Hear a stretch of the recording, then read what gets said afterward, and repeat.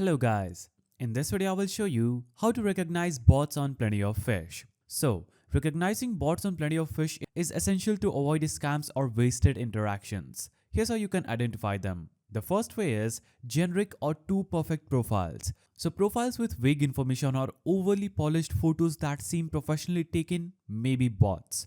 Look for repetitive generic descriptions that lack personality or specifics. Now, second way to identify them is rapid or over-eager responses. Bots often reply instantly with overly enthusiastic or generic messages, ignoring the context of your conversation.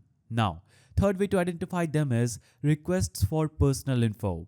Be cautious if someone quickly asks for your email, phone number, or other private details. Bots often try to gather information. Now, fourth way to identify them is links to external sites.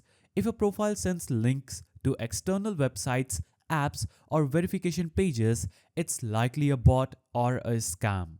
Now, fifth way to identify them is inconsistent behavior.